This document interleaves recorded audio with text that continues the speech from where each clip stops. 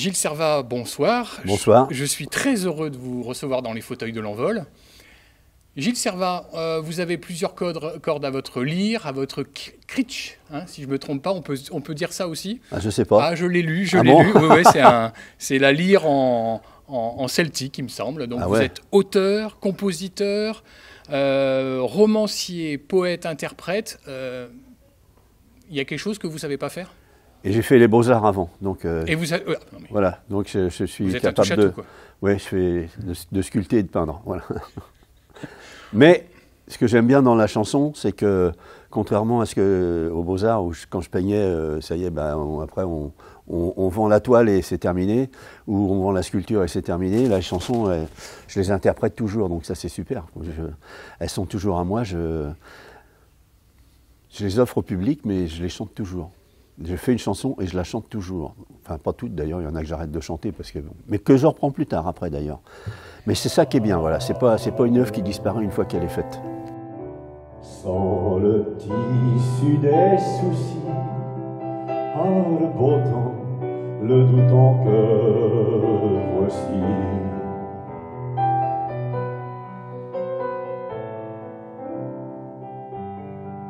L'insouciance ici se pose comme l'oiseau qui chante là, réjouissant le cœur morose, le beau chant. D'ailleurs, pour ceux qui ne vous connaissent pas, il ne doit pas y en avoir beaucoup, hein, mais vous êtes l'auteur de La Blanche Hermine, oui. Internationalement connu, on va dire. Oh oui, oui, c'est vrai, c'est vrai. J'ai des amis qui sont allés en Amérique du Sud, et puis tout le monde chantait des trucs, et il y en a qui ont chanté La Blanche Hermine. Ce qui est bien vrai. Moi, je voulais que vous me racontiez un petit peu la toute première fois où vous êtes monté sur scène. Je ne sais pas, en 69, quelque chose comme ça? Alors, j'ai commencé à chanter en 69, oui. Je suis allé à l'île de Groix. En fait, j'ai commencé à chanter aux Beaux-Arts. Justement, parce que c'était bien. Voilà. Mais je composais pas beaucoup, je chantais des chansons de Ferré, de Brassens, etc. Et puis j'ai un copain qui est venu j'étais aux Beaux-Arts à Angers, qui est venu à Angers, comme ça c'était un gars de l'île de Groix, et puis on a sympathisé, on a discuté le coup, il m'a entendu chanter, et ça lui a donné une idée, il m'a invité à venir passer les vacances de Pâques à l'île de Groix, et il m'a emmené dans un restaurant, un hôtel-restaurant, où le patron chantait tous les midis et tous les soirs dans son restaurant. Et quand il m'a entendu chanter, il m'a dit si tu veux, tu viens, je te loge et je te nourris, et tu restes ici tout l'été pour chanter. Et voilà comment j'ai commencé à chanter. Voilà. J'ai arrêté les Beaux-Arts et j'ai commencé à chanter à l'île de Groix. Et puis après, j'ai eu, effectivement, il y avait le festival interceltique, avait lieu ça s'appelait la Fête des Cornemuses, et il avait lieu à Brest. Et en 70, je suis allé à Brest pour chanter au dernier festival des Cornemuses de Brest. Et puis ça a été mon plus gros truc. Et j'avais jamais fait un truc aussi gros. Et en 71, j'ai chanté à la première du festival interceltique à Lorient, en première partie des Dubliners. Et là, ça m'a mis un grand coup dans la tête. Du coup, je suis parti en Irlande enregistrer mon premier album.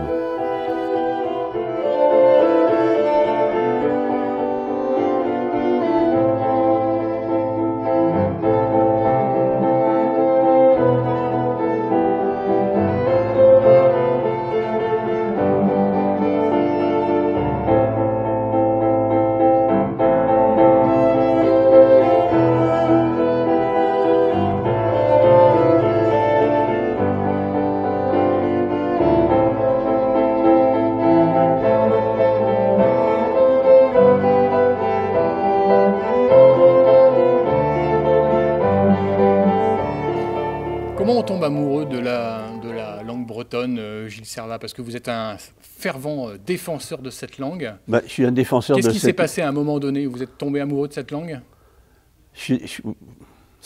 D'abord, j'ai été choqué par le sort qui lui était promis. Ce soir, je vais chanter d'ailleurs, la première chanson en breton que j'ai chantée, c'était à l'île de Groix, c'est « Mésoganette écrit en mort, Mésoganette écrit en mort ».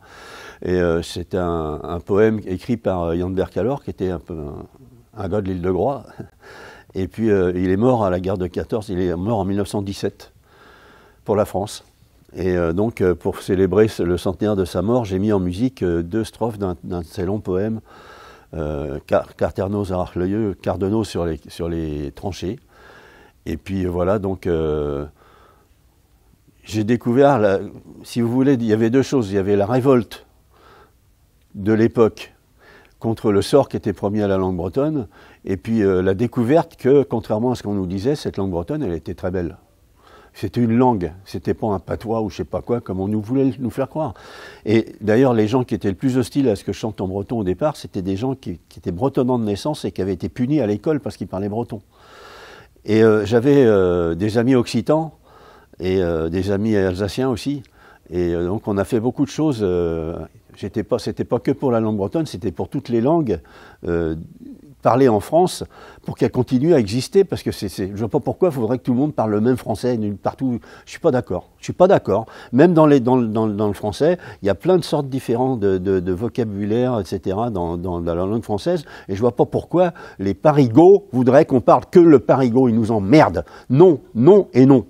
Voilà. Alors, j'allais dire, Gilles, qu'on vous qualifie de révolté, on vous qualifie, je me dis, oh, Gilles Servat, il s'est assagi, mais je crois que dès qu'on parle de la langue bretonne, ou des langues, parce que c'est pas que la langue bretonne. Oui, oui.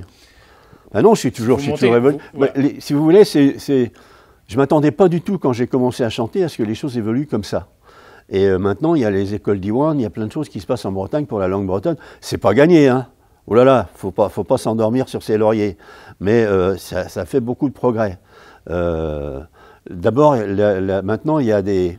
Même, j'aurais jamais cru que je verrais les noms des villes en bilingue, à l'entrée des villes. À l'époque, quand j'ai commencé à chanter, c'était...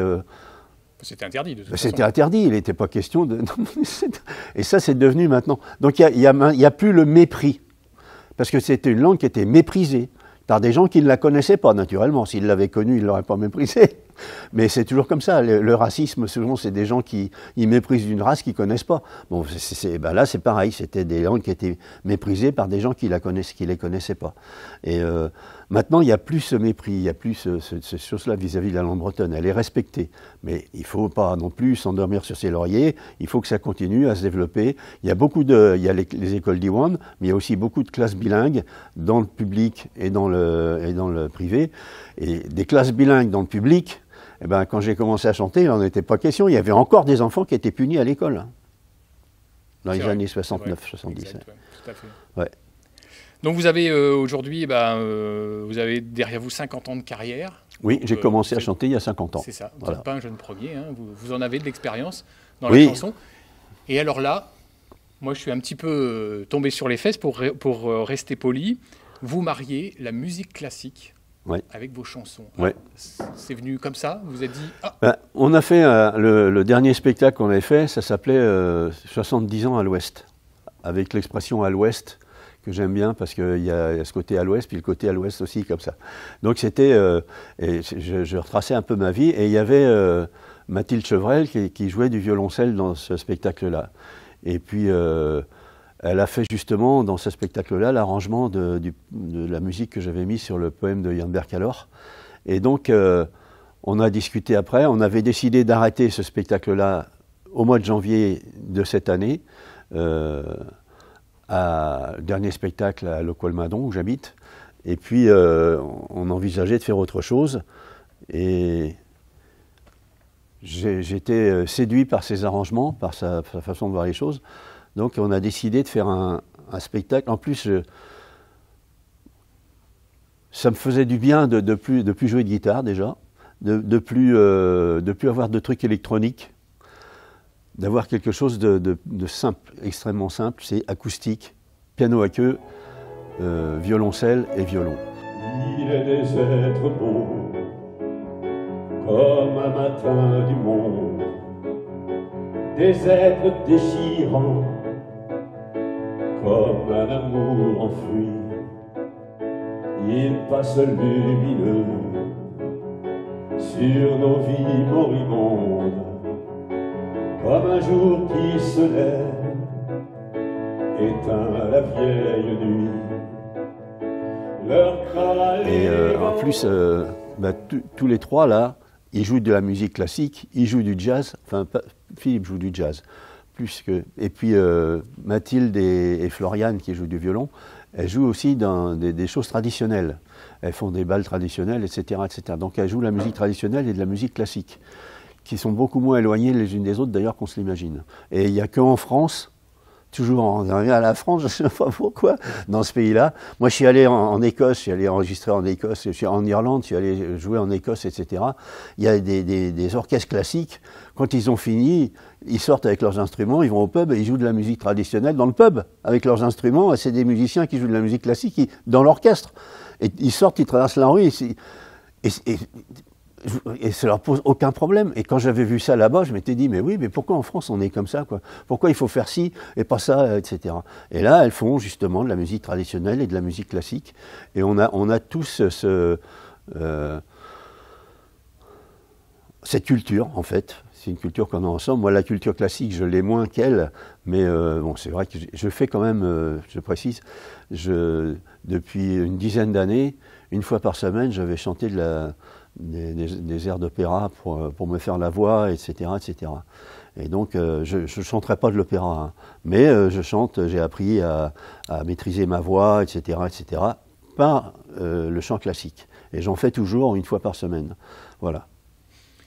Votre public, il n'a pas été un petit peu pas choqué, parce que le mot est un peu fort, mais... Non, on a fait une première à La Rochelle, au Francofolie, en 2017, je crois. On a donné les chansons qu'on avait commencé à travailler avec uniquement... je ne sais plus s'il y avait un piano avec eux, je crois pas, non. Mais voilà, violoncelle. Et on se demandait comment les gens allaient prendre ça, quoi, les choses nouvelles qu'on faisait. Et la salle s'est levée à la fin pour nous saluer. Donc ça nous a rassurés, on est rentrés, ouf.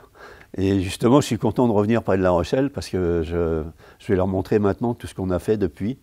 Et voilà, c'était... Mais je l'ai refait une fois à côté de Nantes à Orvaux, et puis une autre fois à Saint-Malo. Et c'est pareil, à la fin, les gens se lèvent pour nous saluer.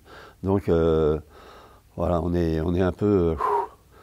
rassuré. Donc oui, la musique de Gilles Servat se mélange bien avec la musique classique. Tout à fait. Ils ne s'attendent pas à ça. Ils sont surpris et en même temps, ils se rendent compte que c'est beau. Et ce que j'aime bien dans ce spectacle-là, justement, c'est... parce qu'on fait Les Prolétaires, par exemple. C'est une chanson, Les Prolétaires, mais on l'a fait différemment. Quand elle m'a dit ça, d'ailleurs, elle a intégré des trucs de musique classique dedans. Je m'étais dit, oh là là là là là, qu'est-ce que ça va donner? Et puis non, ça le fait. Voilà, moi, je suis le premier surpris. C'est pour ça que j'aime bien faire ce spectacle-là, parce que je suis surpris. Moi aussi, ça me fait du bien d'être surpris plutôt que... Si vous voulez, le problème qui se pose souvent pour les artistes, que ce soit musiciens et qu'ils soient chanteurs, c'est qu'il ne faut pas laisser la routine s'installer. Parce qu'autrement, on récite. Et puis ça va, et puis on chante des trucs, Puis vous finissez par vous ennuyer, en fait. Ouais, on s'ennuie pas parce qu'il y a le public. Heureusement, il y a le public, parce qu'on lui donne, et donc on voit le public, comment il réagit, et donc c'est ça qui fait que...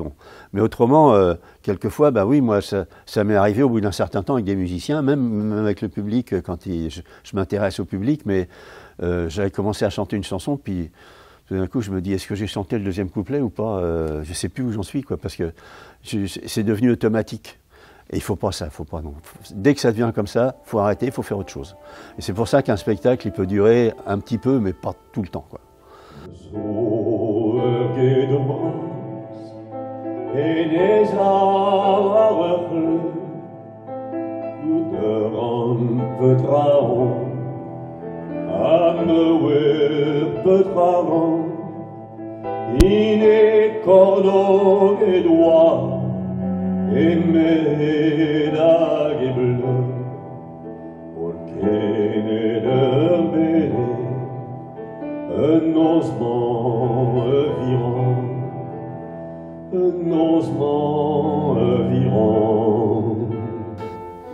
Votre dernier album, c'est 70 ans à l'Ouest, ouais. C'est ce que vous avez dit. Il y en aura un prochain?